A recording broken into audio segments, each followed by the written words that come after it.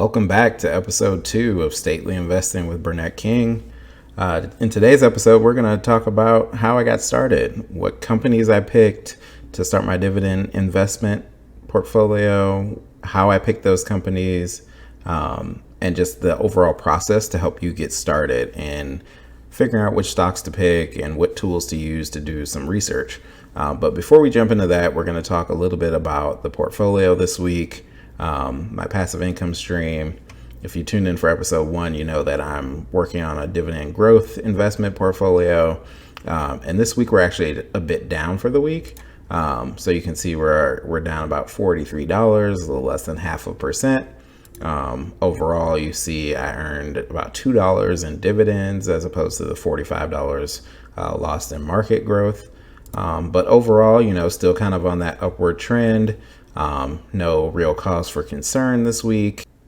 So let's talk about how I got started with my original dividend portfolio for my passive income M1 account. So it's a little interesting. I started by researching ETFs, so dividend related ETFs.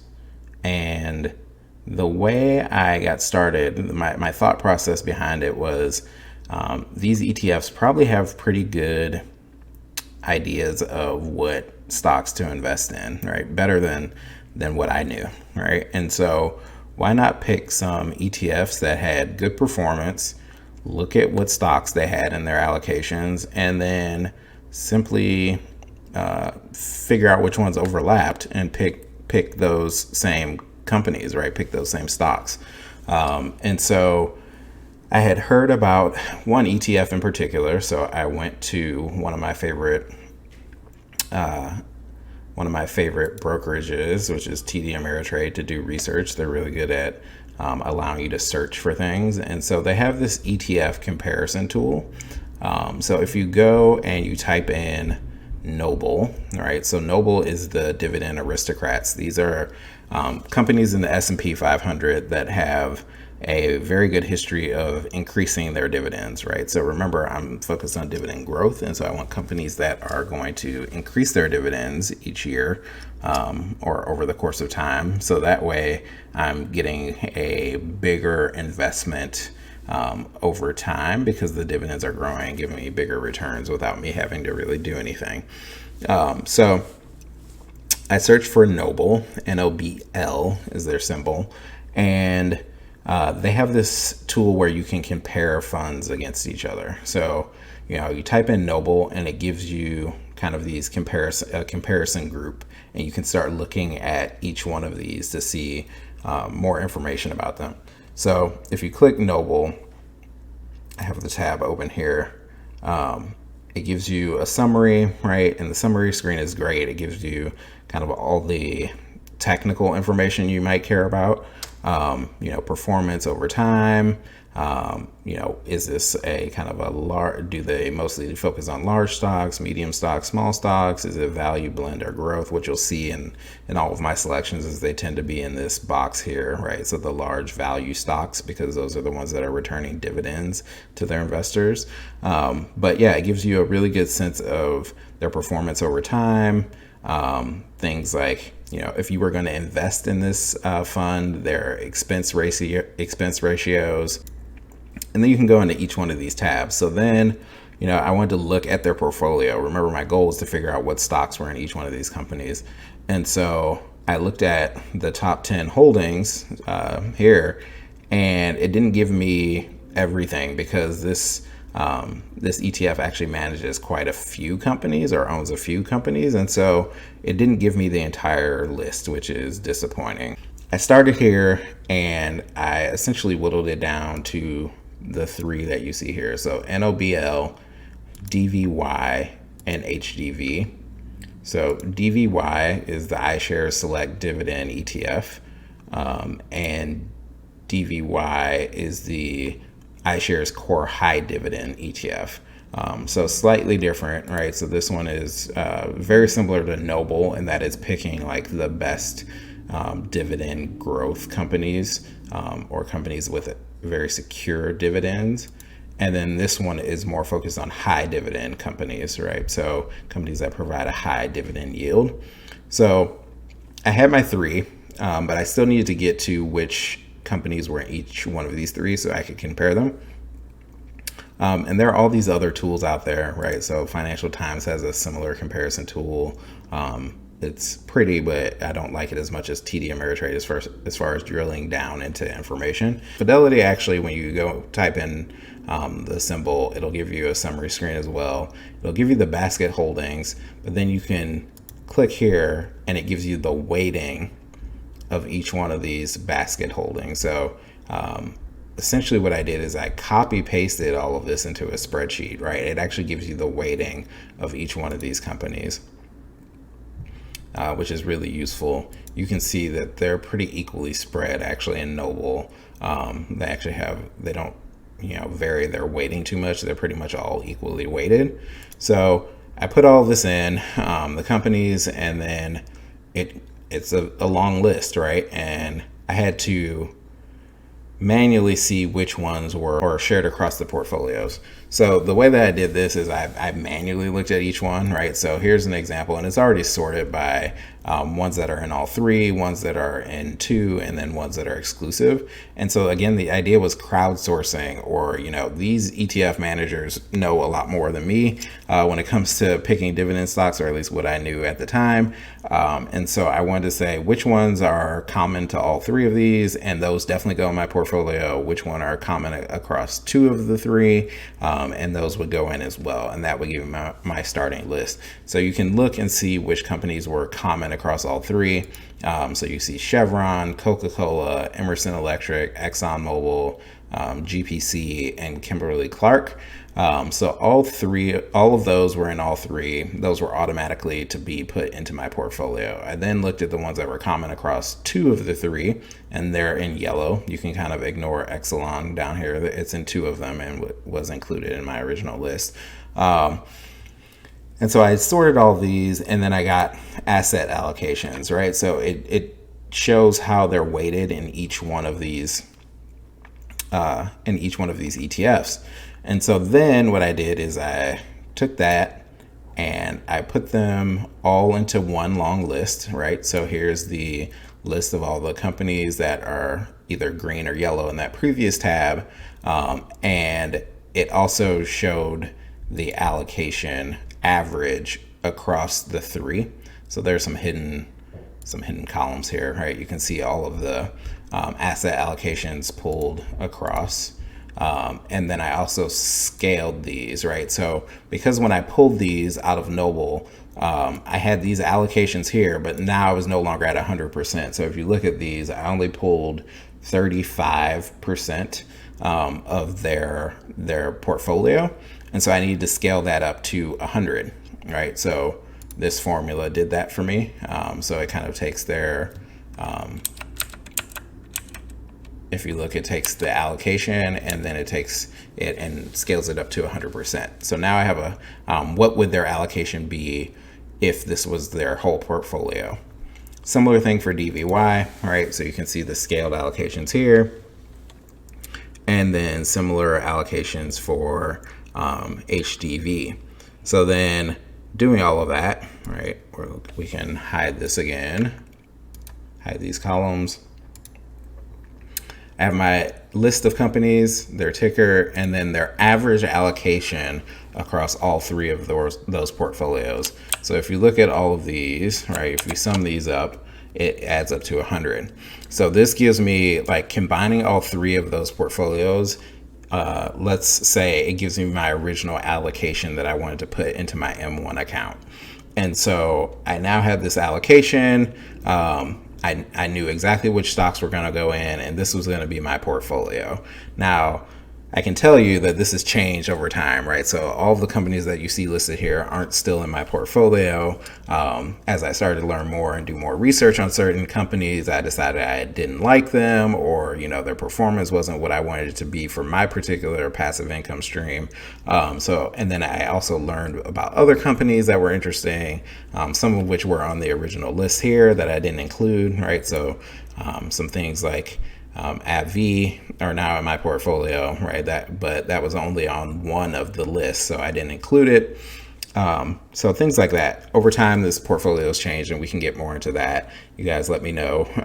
I think one of the things I'm going to do in the future, but you can kind of give me feedback in the comments, is doing an analysis of each one of the companies in my portfolio, right? So I might dedicate a whole episode to, Chevron Corporation, for example, and we can talk about the strengths and weaknesses of that company and why I choose to keep it in my portfolio, why I have it at the allocations that I do, et cetera, and just kind of the fundamentals of the company and why it may be a good choice for your dividend portfolio or not. So let me know in the comments. Feel free to discuss any of these companies here in my original allocation. So I now have my allocation percentage, and so I wanted to essentially break it into in M1, you can't put in decimals, right? So if I have something at around 5.35%, I can't just go put in 5.35%. I wish M1 would do that. It would actually make my portfolio a lot simpler. Feature request out there to anyone listening from M1. But you kind of have to put in whole percentages. So the way that I did this is I broke it up into 90% and 10%, and that got me pretty close. I would able to match essentially, instead of 5.35%, I could do it at 5.02%, and it kind of showed the differences. And I worked on like minimizing the differences, right? So this allocation here added up to 100. This one only added up to 86. So if you look at my M1 portfolio, you can see that I have a 60-40 split. And that 60-40 split came from this original allocation that I was looking to get, right? So there's this nice little add-in tool in Excel called Solver, and it will essentially kind of look at all your constraints and figure out a way to get you exactly the levels that you were looking for, right? So I needed this column to add up to 100 and this column to add up to 100. And basically it told me that I needed a 60-40 split, and I could allocate my portfolio in a way that added up to that amount, right? So each one of these could be a whole number, and I would get around the allocations that I wanted. So that is what generated my original portfolio. Let's jump back here. And again, you can look in here and see that some of these companies have changed, right? Like everything listed here is not on that original list, but this was a really good way for me to get a starting point, right? It told me like, these are the best companies for what you want to do with passive income and dividend growth in particular across those three original ETFs that I looked at. And it gave me an allocation, right? So it gave me a weighting. So I didn't have to guess as to which one I should weight more heavily than others. And then I plugged all that into M1, and that's how I got started. So I might do a separate video on starting a pie or starting an account and how you allocate this thing, right? So I've seen other ways of doing this, right? Rather than this kind of weird 60-40 split or a percentage-based split. I'm just super ridiculous when it comes to wanting my numbers to match up. And so that's why I wanted those like half percentages or quarter percentages and being able to do that. And so this is the best way to do it, are these slices and making that happen within a pie. But you can also, what most people do is actually split up their portfolio by industry, right? So we have things in here like consumer packaged goods, and we have oil and gas companies and telecom and technology, and like all those different ways you can actually do your slices that way. So that way you can heavily weigh one industry more than another, right? So if you really believe in the pharmaceutical industry, you can weigh that slice more heavily. And so that way, when your dividends are reinvested, it will match that percentage, however you have your slices allocated. But I wanted to cover this, right? Because I know a lot of folks out there don't know how to get started. And again, you guys can take the same kind of companies that I have here. I'm not sure if their portfolios have really changed. I highly doubt it, right? They might have added a few things and taken a few things out, but they should be pretty similar to what I have here.